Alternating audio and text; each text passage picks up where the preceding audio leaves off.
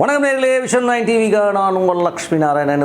பார்க்க போகிறது வார ராசி பலன் 3ஆம் தேதியிலிருந்து 9ஆம் தேதி வரை எப்படி இருக்க போதான் பார்க்க போகிறோம். ஸோ எப்போதுமே சொல்லுதாங்க, லக்னத்துக்கு பாருங்கள்.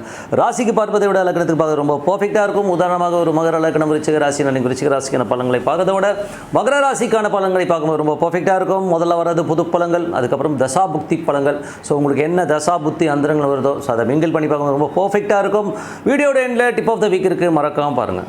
ராசி கன்னிராசிக்கு வந்து பார்த்தீங்கன்னா உங்களுக்கு ராசி அதிபதி புதன். ஸோ 1-10ஆம் அதிபதியான புதன் வந்து பார்த்திங்கன்னா உங்களுக்கு இருக்கிறது வந்து பார்த்திங்கன்னா அவர் வந்து 7 இருக்கார். ஸோ 1-10 மற்றும் 7 என்பது ஒரு கேந்திராதிபதி. ஒரு கேந்திரத்தில் இருக்கிறது சிறப்பான யோகங்களை தருவதற்கான ஆய்வு ரொம்ப நல்லா இருக்குது. ஸோ இதில் வந்து பார்த்திங்கன்னா என்ன ஒரு விஷயம்னா, சில பேருக்கு வந்து கணவன் மனைவிகளில் சின்ன சின்ன ஒரு டென்ஷன்ஸோ ஸ்ட்ரெஸ்ஸோ வருவதற்கான வாய்ப்புகள் நிறைய இருக்கும். ஏன்னா வந்து புதன் இருக்கிறது சனியோட சாரில், சனி வந்து 6ல் இருக்கும்போது கணவன் மனைவிகள் கொஞ்சம் கருத்து பேதங்கள் வரும். அது மட்டும் கொஞ்சம் கவனமாக பார்த்துக்கிறது ரொம்ப ரொம்ப நல்லது. மற்றபடி 2 மற்றும் 9ஆம் அதிபதியான சுக்கிரன் 7ல் இருக்கும்போது நிறைய பிரயாணங்களால் நல்ல லாபங்கள், அப்பா சார்ந்த விஷயங்கள் நல்ல பெருத்த லாபங்கள் கிடைக்கிறதுக்கான ஆய்வு ரொம்ப சிறப்பாக இருங்க. ஸோ எல்லாமே ரொம்ப நல்ல விஷயங்கள், நல்ல குதூகலங்களும் சந்தோஷங்களும் நிரம்பி விடுறதுக்கான ஆய்வு ரொம்ப நல்லா இருக்குது. குடும்பத்தில் வந்து ஹாப்பியாக இருக்கிறதுக்கான மூமெண்ட் சூப்பராகவே இருக்குங்க.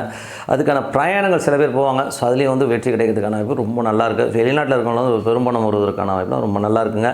அதுக்கப்புறம் பார்க்கும்போது உங்களது 3 மற்றும் 8ஆம் அதிபதி. ஸோ 3 மற்றும் 8ஆம் அதிபதியான செவ்வாய், 3 8ஆம் அதிபதி செவ்வாய் வந்து 10ல் தொழில் ரீதியான விஷயங்கள், புதிய ஒப்பந்தங்களோ மற்றவங்கள்ட்ட ஒரு கமிட்மெண்ட் கொடுக்கறதுக்கு முன்னாடி 1க்கு 4 வாட்டி யோசித்து கமிட்மெண்ட் கொடுக்குறது ரொம்ப ரொம்ப நல்லது. ஏன்னா ஏதாவது கொடுத்துட்டிங்கன்னா மாட்டிப்பீங்க, கொஞ்சம் கவனமாக இருந்துக்குங்க.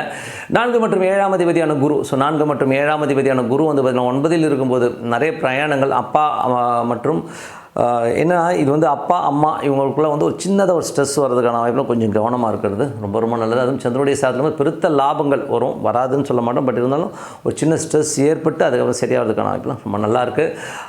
மற்றபடி வந்து பார்த்திங்கன்னா அம்மா எங்கேனாச்சும் வெளியூர் பிரயாணங்கள் மேற்கொள்வதற்கான வாய்ப்பு கண்டிப்பாக இருங்க. மற்றபடி 5ஆம் அதிபதி வந்து சனி வந்து உங்களுக்கு 6ல் இருக்கும். வேலை பளுக்கள் அதிகமாக இருக்கும். குழந்தைகளோட வளர்ச்சி வந்து அபரிதமாகவும் சிறப்பாகவும் இருக்கும். குழந்தைகள் வந்து வெளிநாடு சென்று படிக்கிறதுக்கான வாய்ப்புகளை கண்டிப்பாக ஏற்படுத்துங்க. வேலையிலையும் பார்த்திங்கன்னா கொஞ்சம் நிறைய பிரயாணங்கள், வெளிநாடு போகிறதுக்கான வாய்ப்புகளையும் நிறைய பேருக்கு ஏற்படுத்துறதுக்கான வாய்ப்பும் ரொம்ப சிறப்பாக இருக்குங்க. ஸோ எல்லாமே நல்லது தான்.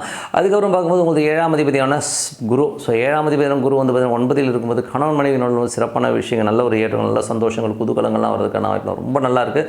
சில நேரங்களில் வெட்டு கொடுக்குன்னு பேசிப்பீங்க, அது ஒரே ஒரு மைனஸ் தான் தவிர மற்றபடி எல்லாமே சிறப்பு தான்.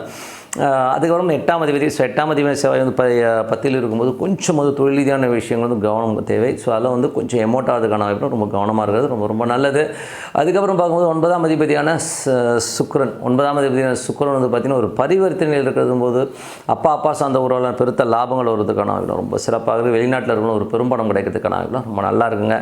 ஸோ இதெல்லாம் வந்து ரொம்ப சிறப்பான விஷயம் தான். அது வந்து மட்டும் இல்லாமல் இந்த சுக்கிரனுங்கிறதே வந்து பார்த்திங்கன்னா ஒரு உச்சம்ங்கிறத விட இது ஒரு பரிவர்த்தனை இருக்கும்போது நல்ல சிறப்பான பலன்களை கண்டிப்பாக கொடுத்துருங்க. ஸோ கன்னி லக்னமாக வந்து சூரிய தசாபுத்தி அந்தரங்கள் இப்போ வந்து இதுவரை பார்த்தது பொது பலன்கள். இப்போ வந்து பார்க்குறது தசாபுத்தி பலன்கள். இதில் வந்து பார்த்திங்கன்னா கன்னி லக்னமாக வந்து சூரிய தசாபுத்தி அந்தரங்கள் நடக்கணும். சூரியன் 12ஆம் அதிபதியாக இருந்த ஒரு 6ல் இருக்கும்போது வேலை விஷயங்களுக்காக கொஞ்சம் அலைச்சல்கள், அங்கங்கே அலையரமான விஷயங்களை கண்டிப்பாக ஏற்படுத்தும். கன்னி லக்னமாக வந்து சந்திர தசாபுத்தினா சந்திரன் வந்து 8ல் இருக்காருங்க. ஸோ அதனால் வந்து உங்களுக்கு திங்கள் செவ்வாயில் வந்து சந்திராஷ்டம காலகட்டங்களில் ஒரு எமோஷன்ஸோ ஸ்ட்ரெஸ்ஸோ வரதுக்கான வாய்ப்புகள் ரொம்ப கவனமாக இருக்கணும். கன்னி லக்னமாக இருந்து செவ்வாய் தசாபுத்தினா செவ்வாய் வந்து 10ல் இருக்காருங்க. ஸோ அவர் வந்து 3 8ஆம் அதிபதி 10ல் இருக்கும். தொழில் ரீதியான விஷயம், எமோஷன்ஸோ ஸ்ட்ரெஸ்ஸோ வருவதற்கான வாய்ப்பு இருக்கணும். அது ஒப்பந்தங்கள், புதிய ஒரு கமிட்மெண்ட் கொடுக்கறதுக்கு முன்னாடி 1க்கு 10 வாட்டி யோசிச்சு பண்ணுறது ரொம்ப ரொம்ப நல்லது. கன்னி லக்னமாக வந்து ராகு தசாபதி. ராகு வந்து பார்த்திங்கன்னா உங்களுக்கு வந்து 7ல் இருக்காருங்க. ஸோ 7ல் உள்ள ராகு வந்து சனியுடைய சாதத்தில் போகும். கொஞ்சம் வந்து ஒரு எமோஷன்ஸோ ஸ்ட்ரெஸ்ஸஸ் வரும். சில பேருக்கு நிறைய பிரயாணங்கள் மேற்கொள்வதற்கான வாய்ப்புகளை கண்டிப்பாக ஏற்படுத்தும். கன்னி லக்னமாக இருந்து குரு தசாபுத்தி அந்தரங்கள்.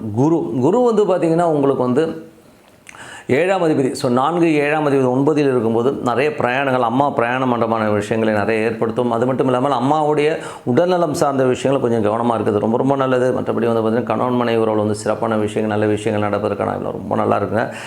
ஸோ அம்மா வழி சொத்துக்கள் சில பேர் கிடைக்கிறதுக்கான வாய்ப்புகள் நிறைய இருக்குங்க. ஸோ அதெல்லாம் ரொம்ப சிறப்பான விஷயங்கள். கன்னி லக்னமாக இருந்து சனி தசாபதினா சனி வந்து பார்த்திங்கன்னா உங்களுக்கு வந்து 5ஆம் அதிபதி 6ல் இருக்கும்போது குழந்தைகளோட வளர்ச்சி ரொம்ப சிறப்பான, குழந்தைகள் அடுத்த கட்டத்துக்கு போகிறதுக்கான வாய்ப்பு ரொம்ப நல்லா இருக்குது. அதே நேரத்தில் வந்து பார்த்திங்கன்னா வேலை பளுக்கள் அதிகமாக இருக்கிறதுன வாய்ப்பும் நிறைய இருக்குங்க. சில பேர் வந்து வேலையில் வந்து நிறைய பிரயாணம் மேற்கொள்வதற்கான வாய்ப்புகளை நிறைய ஏற்படுத்தும். குழந்தைகள் வந்து வெளிநாடு கல்வி, வெளியூரில் போய் படிக்கிறது, வேலையில் ஜாயின் பண்ணுற மாதிரி விஷயங்களை கண்டிப்பாக ஏற்படுத்துங்க. கன்னி லக்னமாக இருந்து புதன் தசாபுத்தி அந்த. ஸோ புதன் வந்து பார்த்திங்கன்னா உங்களுக்கு வந்து 10ஆம் அதிபதி. ஸோ 10ஆம் அதிபதியாக இருந்து அவர் 7ல் இருக்கும்போது அது வந்து கொஞ்சம் நீச்சம் பண்ணாலும் அது வந்து ஒரு பரிவர்த்தனை இருக்கும்போது ஒரு நீச்ச பங்கமாக இருக்கும்போது நல்ல ஒரு வளர்ச்சியும் நல்ல ஏற்றங்களையும் கொடுக்கறதுக்கான வாய்ப்பு ரொம்ப சிறப்பாக இருக்குது. அது தொழில் ரீதியான விஷயம் திடீர் அதிர்ஷ்டங்கள் கிடைக்கிறதுக்கான வாய்ப்பும் ரொம்ப நல்லா இருக்குங்க. ஸோ எல்லாமே ரொம்ப நல்ல விஷயம் தான். இது முடியாதுன்னு நினச்சிட்டு இருந்த விஷயம் திடீர்னு முடிவதற்கான வாய்ப்பு ரொம்ப நல்லா இருக்குது. கன்னி லக்னமாக இருந்து கேது திசை கேது வந்து ராசியில் இருக்கும்போது கொஞ்சம் வெடுக்கெடுக்குன்னு பேசுவோம். கொஞ்சம் நிறைய அலைச்சல்கள் வேலை விஷயங்களில் கொஞ்சம் அலைச்சல்கள் இருக்கும். சில பேர் வந்து வேலை ஆட்கள் நீங்கள் வந்து ஒரு இடத்துல ஒர்க் பண்ணுற மாதிரி இருந்தீங்கன்னா ஒர்க்கிங்கில் வந்து கொஞ்சம் வந்து மன உளைச்சல்களோ கொஞ்சம் அலைச்சல் அதிகமாக இருக்கிற ஃபீலிங் கண்டிப்பாக இருக்கணும். கொஞ்சம் கவனமாக இருந்துக்கணும். மற்றபடி வந்து பார்த்தீங்கன்னா கன்னி லக்னமாக வந்து சுக்கிர தசா பார்த்தீங்கன்னா சுக்கிரன் வந்து பார்த்தீங்கன்னா 2 மற்றும் 9ஆம் தேதி சுக்கிரன் வந்து பரிவர்த்தனை 9க்கு வரார். ஸோ அப்போ வந்து அப்பா சார்ந்த உறவுகள் வெளிநாடு சம்மந்தமான விஷயங்கள் பெருத்த லாபங்கள் வருவதற்கான ரொம்ப நல்லா இருக்குங்க. ஸோ நல்ல விஷயங்கள்லாம் நடக்குது. இப்போ என்னை பொறுத்தவரை என்னென்னா ஒரு நல்ல விஷயமோ கெட்ட விஷயமோ எதாக இருந்தாலும் நோட் பண்ணி வச்சுக்கோங்க. ஸோ அதை வந்து நம்ம வந்து லைஃப்பில் வந்து கொஞ்சம் அலர்ட்டாக இருக்கிறது பயன்படுத்தி ரொம்ப நல்லது. வந்து இறைவனை வந்து பிரார்த்தனை பண்ணும்போது கண்டிப்பாக நம்ம அடுத்த லெவல் போகிறதுக்கான வாய்ப்புலாம் சூப்பராக இருக்கும். ஏன்னா வந்து 3 வேளை சாப்பாடு ஒரு வேளை தூக்கம் எப்படி அவசியமோ அதனால் பிரார்த்தனை ரொம்ப அவசியம். ஸோ இப்போ பார்க்க போகிறது tip of the week. So tip of the வீக்கில் வந்து நம்ம பார்க்க போகிறது யோகம், மகா யோகம். அது என்னங்க யோகமோ மகா யோகமோ மாற்றுறது எப்படி அப்படிங்கிறது தான். ஸோ இதில் வந்து என்னென்னா இது நான் எதுக்கு சொல்கிறேன்னா யோகங்கிறது வந்து எல்லாருக்குமே வருங்க. ஸோ ஒரு எல்லா மனிதராக பிறந்த எல்லோருக்குமே வரும். அது நம்ம எப்படி மகா யோகமாக கன்வெர்ட் பண்ணிக்கிறதுங்கிறது தான் வந்து இதில் ஒரு புத்திசாலித்தனம்.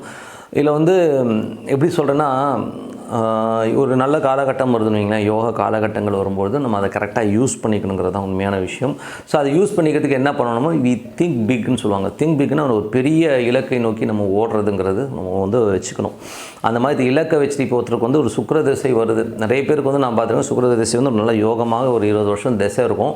அந்த திசையில் என்ன நினைப்பாங்கன்னா அந்த பணம் நான் பெரிய லெவலில் வந்து அவங்களுக்கு ஃப்ளோ வரும். ஸோ அந்த ஃப்ளோ வரும்போது என்ன நினச்சிடுவாங்க இந்த பணம் நமக்கு கண்டினியூவாக வரும்னு சொல்லிட்டு தூம்னு சும்மா அடித்து நொறுக்கி எல்லாத்தையும் காலி பண்ணிவிட்டு அதுக்கப்புறம் தான் அந்த திசை போனதுக்கப்புறம் பார்த்திங்கன்னா அந்த அதிர்ஷ்டம் போயிடும். அந்த 20 வருஷம் அந்த செல்வ வாழ்க்கை போய்ட்டு சூரியன் திசை வரும்போது அப்படியே அந்த கிராஃப் இறங்கும்.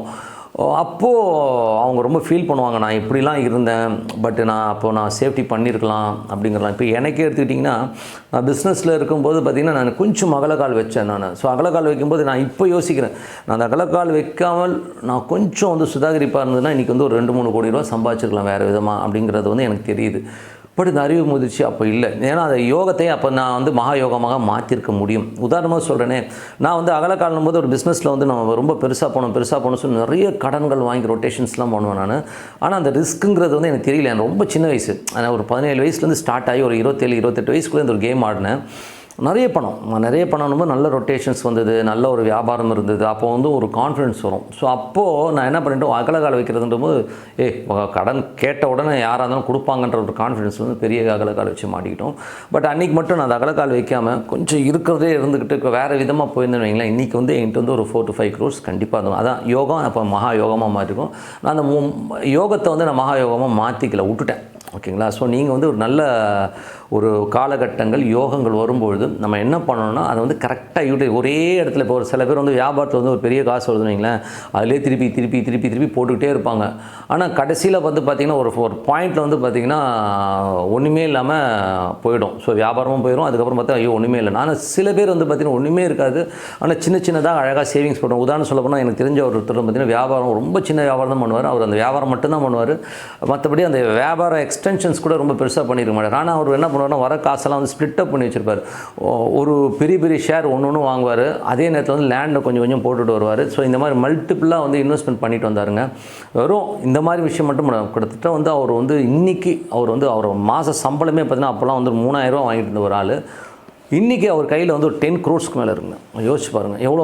அவர் தான் அதுதான் யோகத்தை மகா யோகமாக இருக்குன்னா வர காசை வந்து கரெக்டாக யூட்டிலைஸ் பண்ணி நம்ம கொண்டு போனால் அதுக்கு நம்ம திங்கிங்கை மாற்றிக்கணும். நம்ம பெருசாக வரணுங்கிற ஒரு திங்கிங் வேணும், சேஃபாக ப்ளே பண்ணுங்கிற ஒரு திங்கிங் கண்டிப்பாக இருக்கணுங்க.